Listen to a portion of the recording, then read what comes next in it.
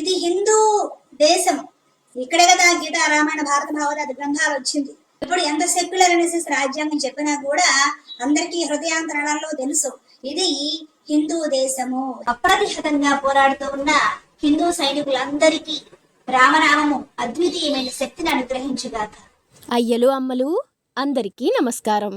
ఈ వీడియోలో మీరు అనుకున్నట్లుగానే అంటే థంబ్నెయిల్లో చూసినట్లుగానే సత్యభామని పొగుడుతున్నాను. మామూలుగా సొట్టభామ అని చుబ్రు అంటే ముద్దుగా అనిపిస్తుంది, కానీ అంత ముద్దుగా కూడా పిలవాల్సిన అవసరం లేదు అని రీసెంట్ వీడియోస్ చూస్తే అనిపించింది. అందుకే సొట్టభామ అని పిలుస్తున్నాను. కానీ ఆమె పాత వీడియోలు చూసినప్పుడు మాత్రం నాకు చాలా గొప్పగా అనిపించింది. నిజానికి ఇలాగా సంస్థలు పెట్టిన వాళ్ళలాగా అంత గట్టిగా తన వాయిస్ని కూడా వినిపించింది.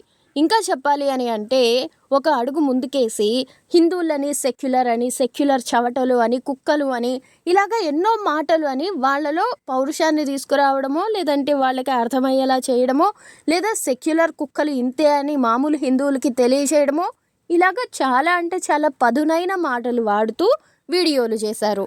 ఇంకా మనందరికీ తెలిసిందే కదా, ఫేస్ చూపించి మాట్లాడుతూ అది హిందూ ధర్మం గురించైనా మతాల గురించైనా ఇట్లా చేయడం అన్నది చాలా కష్టమైన విషయం. అలాంటిది ఆమె చేశారు అని అంటే ఆ విషయంలో నాకు ఎప్పుడు కూడా ఆమె చాలా అంటే చాలా గొప్పగా అనిపిస్తారు. అంటే మన ఫేస్ ఎలా ఉంది, మన లుక్స్ ఎలా ఉన్నాయి, మనం మాట్లాడేది ఎలా ఉంది, ఇవన్నిటికీ చాలామంది వెనకడుగు వేస్తూ ఉంటారు. కానీ వాటినన్నిటినీ సైడ్ చేసి ఆమె వీడియోస్ చేయడం, నిజానికి ఆమె స్టార్టింగ్ ఎలా అయితే స్టార్ట్ చేసిందో అలానే ఇప్పటికీ ఉండుంటే ఆమెకి ఒక రకంగా ఉండేది ఫ్యాన్ ఫాలోయింగ్. అలానే ఆమె వల్ల చాలా మంచి జరిగేది హిందువులకి కూడా. అయితే ట్రాక్ తప్పడానికి కొన్ని రీజన్స్ నేను గమనించాను. అందులో ఒకటి ఏంటంటే ఆమె మెడలో నల్ల పూసలు ఉన్నన్ని రోజులు కూడా ఆమె చాలా బాగా మాట్లాడారు. ఎప్పుడైతే పూసలు తెగిపోయినాయి అందుకని వాటిని సైడ్ పెట్టాను ఇలాగ చెప్పారు, వేరే తెల్ల పూసలు వేసుకున్నారో అప్పటి నుంచి కూడా ఆమెకి రీచ్ తక్కువ రావడమో, లేదంటే నెగిటివిటీ ఎక్కువ అవ్వడమో ఇలా జరిగింది అని అనిపించింది. మరి అది ఎంతవరకు వాస్తవమో తెలీదు, బట్ అలా అనిపించింది. అయితే ఇక్కడ కూడా చూడండి, ఫస్ట్ ఆవిడ ఏమన్నారు అని అంటే ఈ నల్ల పూసల గురించి మాట్లాడేటప్పుడు ఆ వీడియోస్ కూడా కావాలంటే చూపిస్తాను, బట్ ఎందుకు ప్రతిదానికి అని నేను వాడట్లేదు.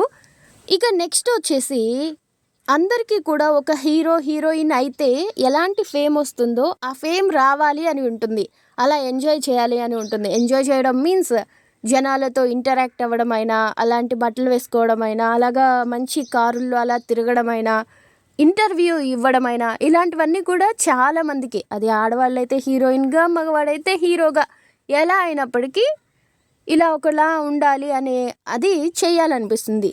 కానీ దానికి రోజంతా ఎంత శ్రమించాలా, వాళ్ళ శరీరం మీద ఎంత కేర్ తీసుకోవాలా, హీరోలా చేయడం అయితే ఫైట్, డాన్స్ ఇవి నేర్చుకోవడం, ఇంత కష్టపడడం అయితే ఎవడి వల్ల కాదు.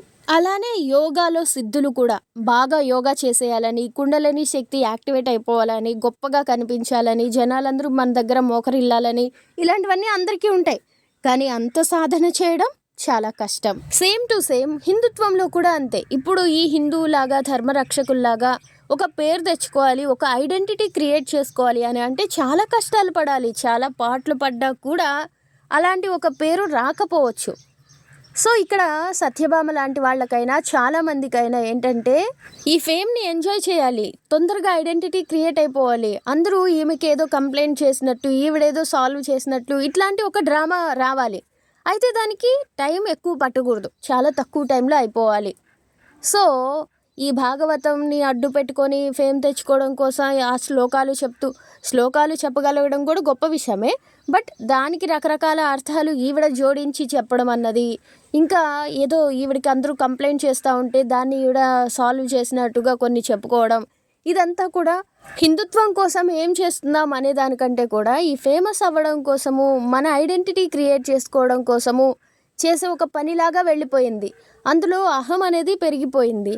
అలానే కొత్త విషయాలు తెలుసుకోవడం అనేది కూడా ఆగిపోయింది. నేను ఈమె వీడియోలు 3 సంవత్సరాల నుంచి ఏమేమి ఉన్నాయో అన్నీ చూస్తూ ఉన్నాను కదా, 1కి 2 సార్లు. అన్నిట్లో కూడా గాజులు, పీరియడ్స్, అవి ఇవి, అందులో కూడా చెప్పిందే మళ్ళీ చెప్పడం. ఇట్లాగా ఒక దీపం గురించి ఒక 10-15 వీడియోలు ఉంటాయి, పీరియడ్స్ గురించి ఒక 15 వీడియోలు ఉంటాయి, గాజుల గురించి ఒక 4-5 వీడియోలు ఉంటాయి. ఇవన్నీ కూడా ఒకేసారి చేసినవి కాదు, ఒక 6 నెలలకు ఒకసారి చేసింది, కానీ సేమ్ టాపిక్ ఉంటాయి. అట్లా కాకుండా హిందుత్వం గురించి మనం చెప్పాల్సిందైనా చేయాల్సిందైనా చాలా అంటే చాలా ఉన్నాయి. అలాంటి టాపిక్స్ మీద ముందుకు వెళ్ళున్నా కూడా ఈ రోజుకి ఆమె వాక్చాతుర్యానికి, ఆమె మాట తీరుకి జనాలకి ఎంతో మేలు చేసేది. ఆమె కూడా చాలా బాగుపడేది. అలానే ఇంకొక మైనస్ ఏంటంటే, మనకి ఎవరి మీద అయితే కోపం ఉందో వాళ్ళ మీద చూపిస్తే సరిపోతుంది. అది కూడా ఏ విషయం మీద కోపం ఉందో ఆ విషయం మీద చూపిస్తే సరిపోతుంది.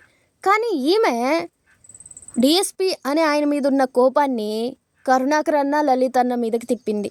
వాళ్ళని ఏ పాయింట్లో అయితే అనాలో అలా అనకుండా వాళ్ళు చేసే పనినే మతోన్మాదంగా చిత్రీకరిస్తూ, వాళ్ళకి పని పాట లేక డబ్బు కోసం ఆ పని చేస్తున్నారని అంటూ, ఇంకా వీళ్ళకి సపోర్ట్ చేస్తున్నారని షణ్ముఖ శర్మ గారు లాంటి వాళ్ళని కూడా వీళ్ళ వెనకాల ఉండేది వీళ్ళే, వీళ్ళకి మతోన్మాదం, వీళ్ళు ఇట్లా చేస్తున్నారు అట్లా చేస్తున్నారు అని అందరినీ కోపంతో దూరం చేసుకుంది. అందరినీ తిట్టి పాపం మూట కట్టుకునింది. శ్లోకాలు జనాలకి చెప్పే ఆడది, జనాలకి నీతులు చెప్పే ఆడది కాస్త ఆగి ఆలోచించి మనం ఏం చేస్తున్నాం, ఎందుకు చేస్తున్నాం. అసలు ఇక్కడ ఇంకొక విషయం చెప్పాలనుకుంటున్నాను. సత్యభామ ఫేమస్ అవ్వడానికి, సత్యభామ జీరో నుంచి హీరో అవ్వడానికి ఆమెకి చిన్నజీఆర్ స్వామి కూడా అవసరం లేదు. యాక్చువల్గా ఆవిడ ఏమనుకునిందంటే, ఇట్లా ఒక్కొక్కరిని కలవడం, ఫోటోలు తీసుకోవడం, అట్లా నేను ఎదుగుతాను అనుకునింది. అసలు మనలో టాలెంట్ ఉంటే, మనలో కంటెంట్ ఉంటే మనం వైష్ణవం తీసుకున్నా ఫేమస్ అవుతాం, తీసుకోకపోయినా ఫేమస్ అవుతాం.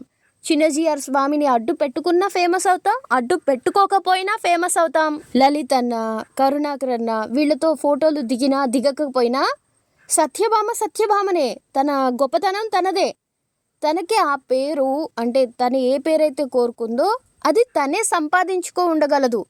దానికి అసలు తను ఏ వైష్ణవంలోకి వెళ్ళాల్సిన అవసరం లేదు, ఎవరి దగ్గరికి వెళ్ళి ఫోటోలు దిగాల్సిన అవసరం లేదు, ఇంకెవరితోనో పొత్తు పెట్టుకోవాల్సిన అవసరం కూడా లేదు.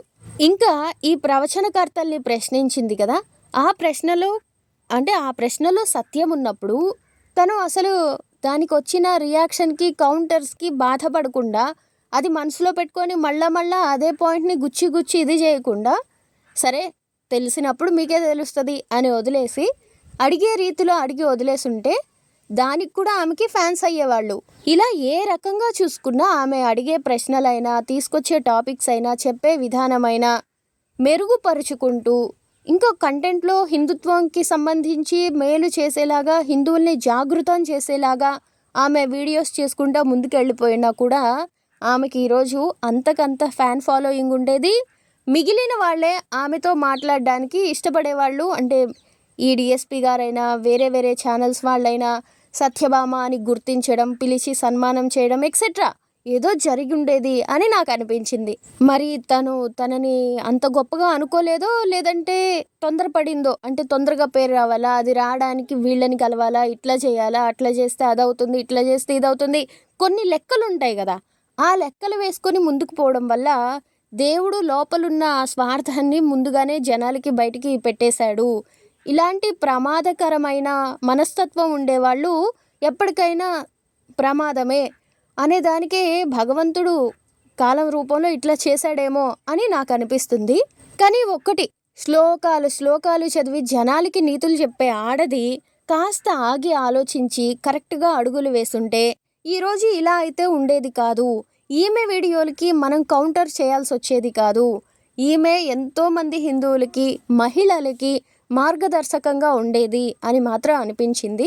ఇంకా ఇదంతా చూసిన తర్వాత మన పెద్దోళ్ళు స్వాధ్యాయం గురించి ఎందుకు ఇంతలా చెప్పారు అన్నది తట్టింది. మామూలుగా యోగా అనేది ఎక్కడో ఒకరి దగ్గర కోచింగ్ తీసుకున్నట్లు కాకుండా లైఫ్లో ఒక్కొక్కటి అర్థం చేసుకుంటా, అంటే సెల్ఫ్ ఎక్స్పీరియన్స్ చేస్తా ముందుకొచ్చిన ఇది ఉంది. అయితే ఇందులో సెల్ఫ్ స్టడీ గురించి బాగా అర్థమయ్యేలాగా చేసింది మాత్రం సత్యభామ కేస్ స్టడీ అని చెప్పొచ్చు. మనం బయట జనం దగ్గర మాట్లాడేటప్పుడు నటించవచ్చు, ఇంకొక దగ్గర ఇంకొకటి చేయొచ్చు. కానీ మనం ఒక్కరమే ఉన్నప్పుడు మనం ప్రశాంతంగా ఉండి నిజంగా మనం ఏం చేస్తున్నాం, హిందుత్వం అన్నది మార్కెటింగ్ ఉంది కాబట్టి దీని గురించి మనం డబ్బు సంపాదించడానికి అడ్డు పెట్టుకొని బ్రతుకుతున్నామా, లేదంటే భగవద్గీతని అడ్డు పెట్టుకొని మన శరీరానికి, ఫేస్కి ఒక ఫేమ్ కావాలి అని చేస్తున్నామా, లేదంటే డబ్బు కోసం ఇదంతా చేస్తున్నామా, ఇలాంటివి మనము చెక్ చేసుకోవాలి కదా. అట్లా తప్పు కదా, ఇట్లా చేయాలి కదా, ఇది కదా, ఇట్లాంటివన్నీ ఉండాలి కదా. అవేవీ లేకుండా పోవడం వలనే సత్యభామ ఇంకా ఇంకా ఒక్కొక్క అడుగు బురదలోకి వేసుకుంటా వెళ్ళిపోయి ఊబిలో పడిపోయింది. తను పడిపోవడం కాకుండా హిందుత్వం మొత్తాన్ని కూడా తక్కువ చేసేలాగా, హిందువుల గురించి పోరాడే వాళ్ళని ఉన్మాదుల్లాగా, హిందుత్వం గురించి మాట్లాడే వాళ్ళని మతోన్మాదుల్లాగా మాట్లాడేస్తూ తను ఇంకా ఇంకా కూరుకుపోవడమే కానీ అందులో తనకు వచ్చే సంతోషం అయితే ఏది ఉండదు.